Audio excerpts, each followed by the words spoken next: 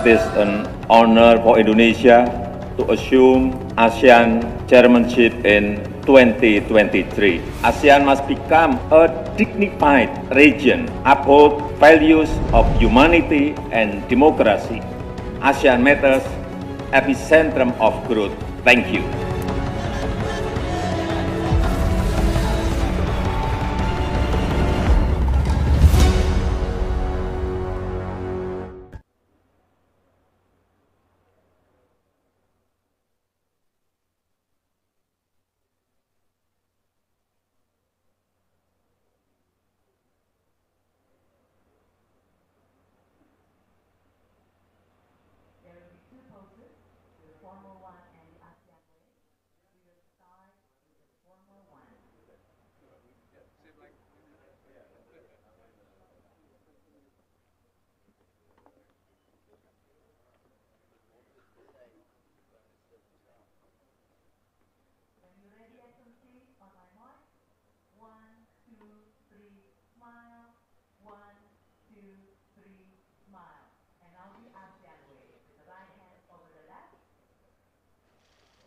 One, two, three, smile.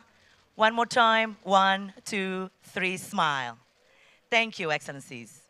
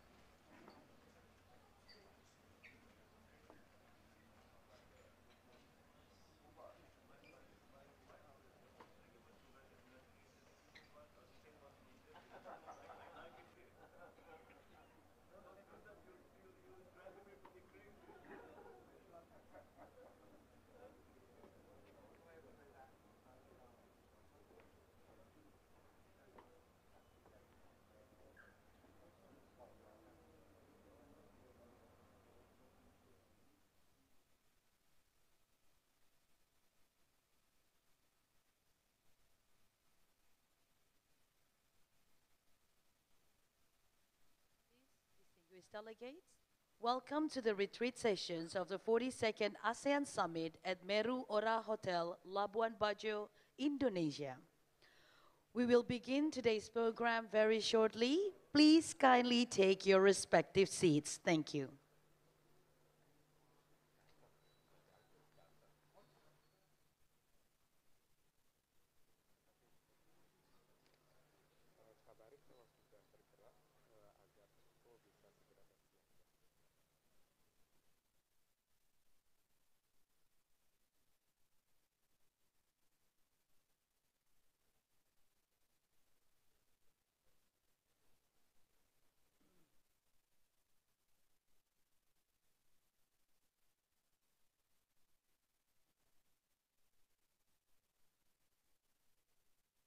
Excellencies, we will begin today's program shortly. Please kindly take your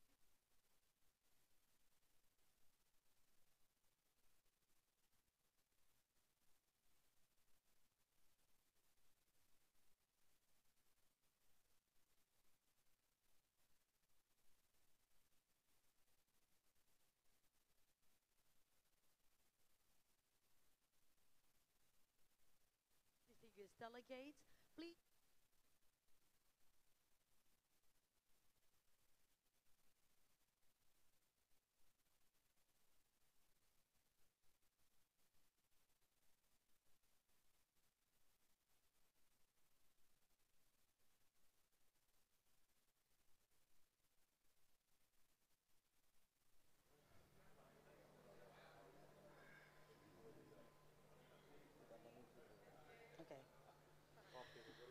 Excellencies, distinguished delegates, please kindly take your respective seats as we will commence very shortly. Thank you.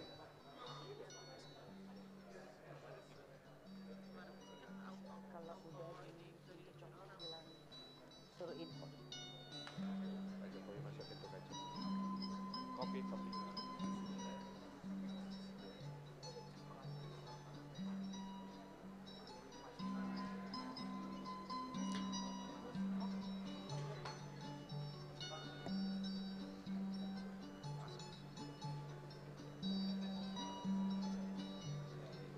Mana. Excellencies, distinguished delegates, the ASEAN leaders arrive at the venue. Please rise.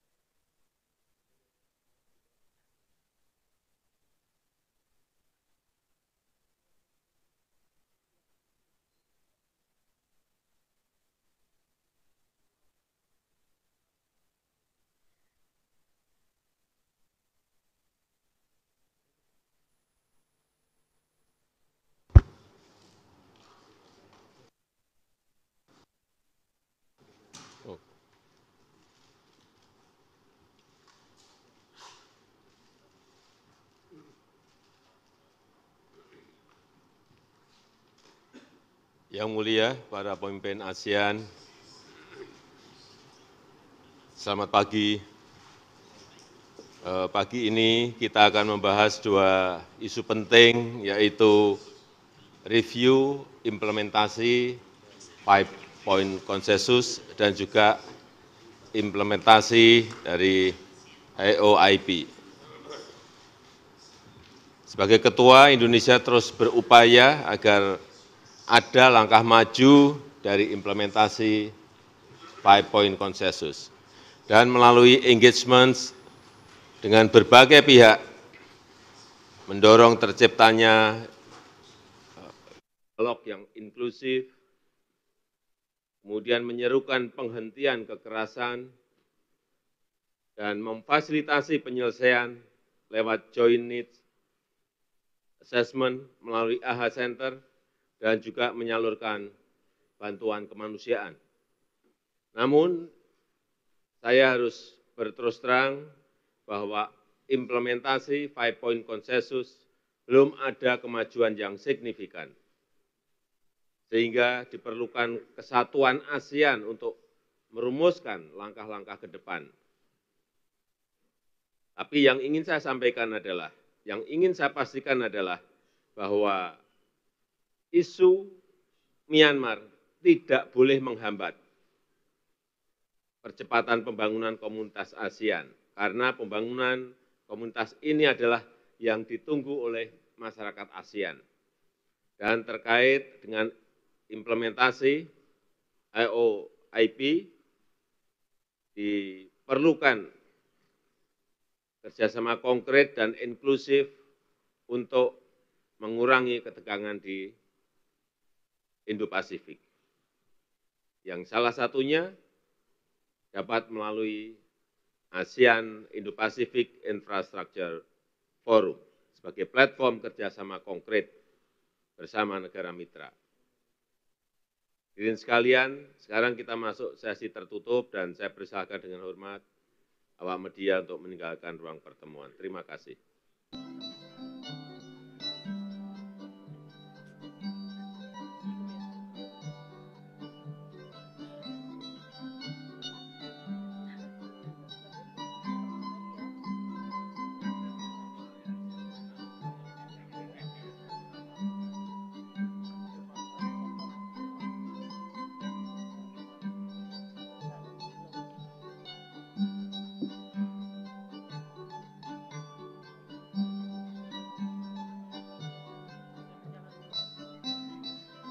Excellency.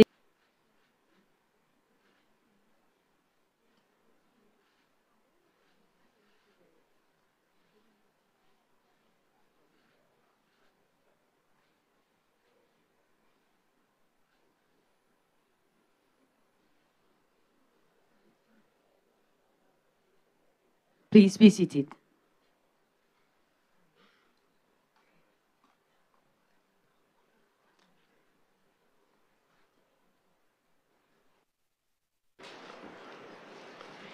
Yang mulia Perdana Menteri Malaysia, Yang mulia Menteri Keuangan Thailand,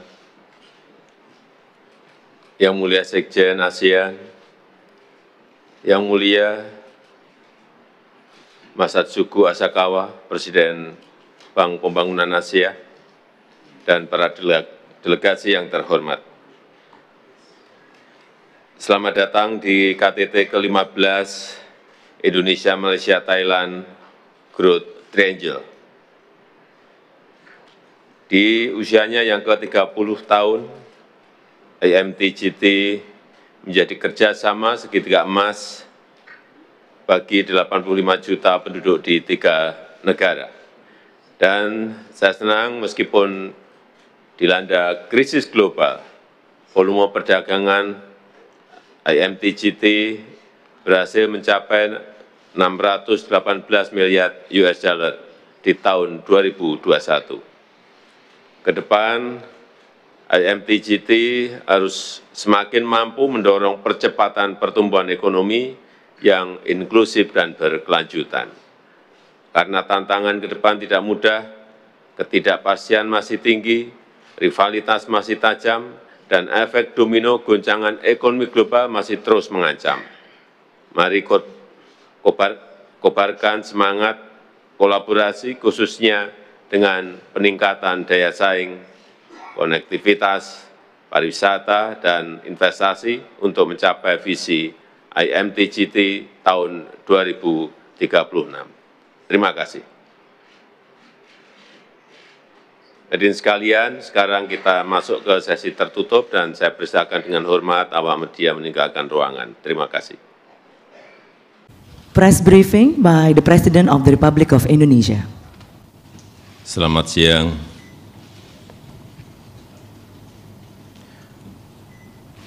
Alhamdulillah, KTT ke-42 ASEAN telah berhasil diselenggarakan dengan lancar dan dengan hasil yang baik. Indonesia ingin melihat ASEAN kuat, mampu menghadapi tantangan, tanggap terhadap dinamika, dan tetap memegang peran sentra di kawasan.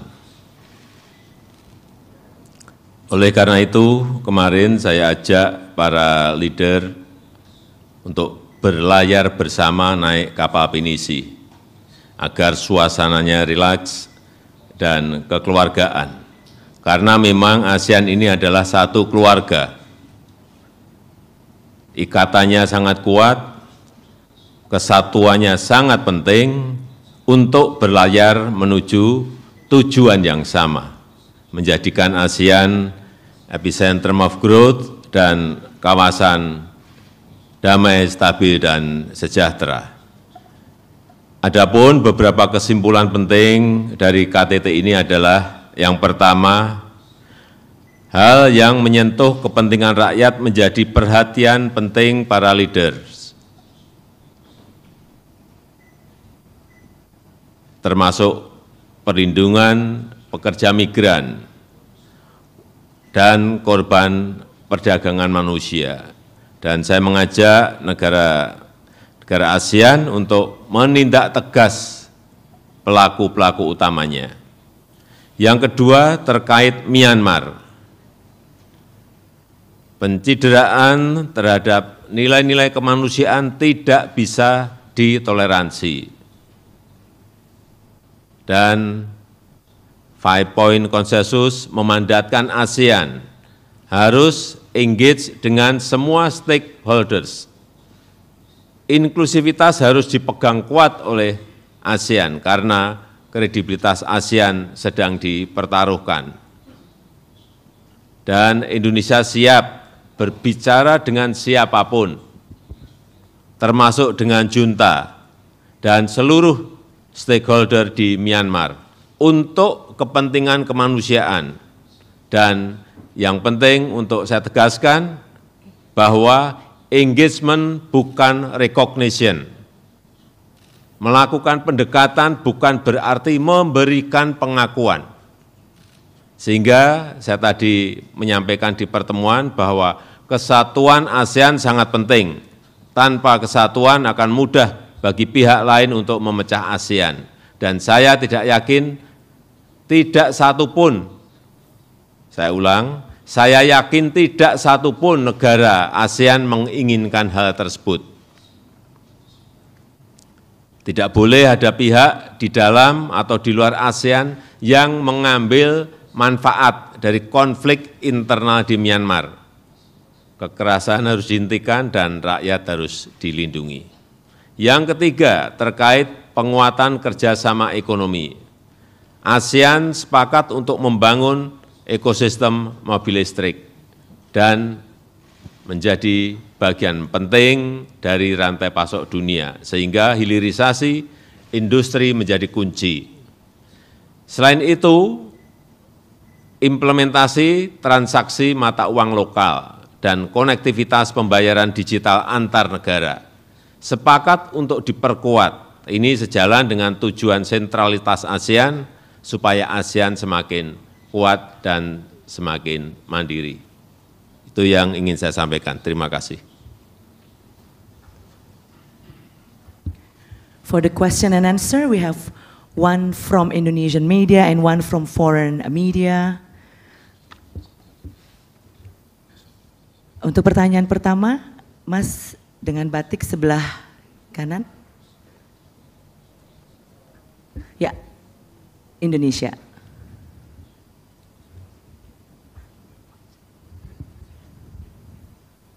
Selamat siang, Bapak Presiden, Ibu Menteri, Bapak Sekretaris Negara. Saya Kris Mada dari Kompas. Tadi Bapak Presiden menyinggung soal Myanmar. Sampai sejauh ini berbagai stakeholder dan berbagai pihak di Myanmar sepertinya tidak mau menghentikan kekerasan, tetap baku tembak dan sebagainya. Apa yang akan dilakukan ASEAN pada fakta itu? Terima kasih, selamat siang.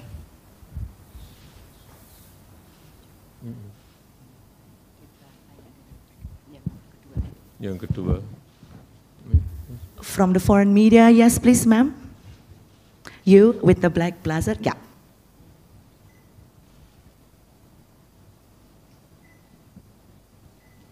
Good evening, Pak. Hello. Good evening, Pak. I'm Chandni Vatwani from CNA. Pak, my question is also on Myanmar. Myanmar's military leaders have been excluded from the ASEAN summit since 2021. However, as you pointed out in the morning as well, there's been no significant progress made. Now, in reviewing its current course of action, will ASEAN consider inviting them back in to engage with them better? Thank you, Pak.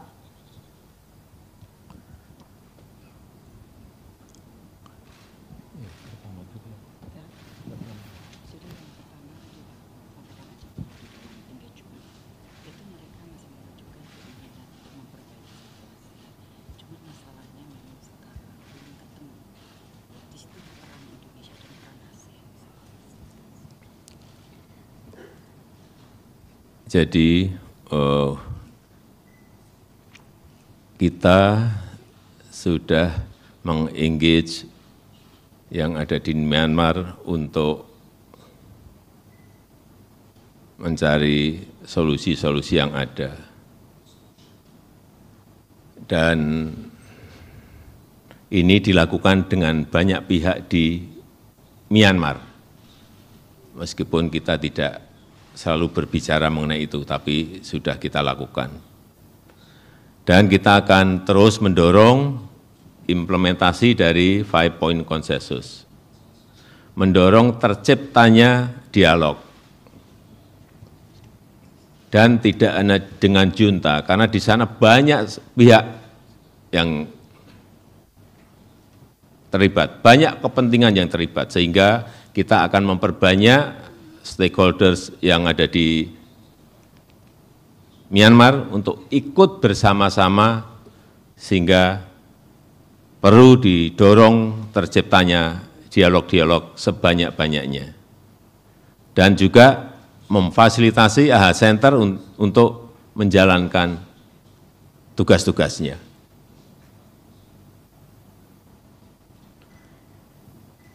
And then for the second question, according to leaders' decision, Myanmar was not invited to the political level meeting. And Indonesia has undertaken non-megaphone diplomacy to various stakeholders in Myanmar. This is according to mandate of 5-point consensus. We hope Myanmar also has political commitment to dialogue internally between them.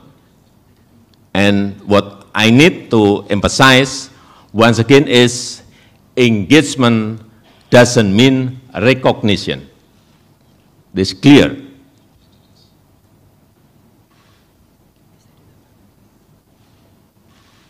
Well, thank you, Mr. President. Just to add what President Jokowi already mentioned, that during the discussion, the ASEAN member state support very much the approach of Indonesia as chair in conducting the inclusive engagement with all stakeholders. Many said that lack of progress on the implementation of 5-point of consensus. The lack of progress of the 5-point of consensus, the implementation of 5PC, does not mean ASEAN has to give up, especially giving up the principle in the ASEAN Charter.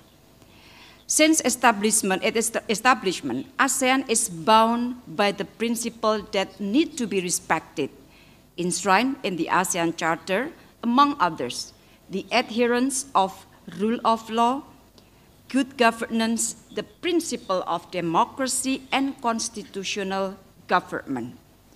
And the future and relevance of ASEAN, President Jokowi mentioned during the meeting, would be determined, and some other leaders also mentioned, would be determined by respect of this principle. And of course, with the support of the leaders of ASEAN, Indonesia would continue its engagement with all stakeholders. So, President Jokowi mentioned that ASEAN commitment remains firm to help the people of Myanmar through the delivery of humanitarian assistance and with adopting the principle, no one left behind. Thank you, Mr. President. Thank you. Thank you, Mr. President. The President of the Republic of Indonesia will leave the room. The press briefing is concluded. Terima kasih. Thank you. Thank you, May.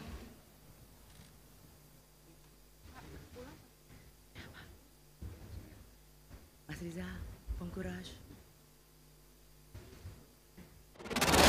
Sebagai negara besar harus berani melangkah, harus berani memiliki agenda besar untuk kemajuan negara kita, untuk kemajuan bangsa.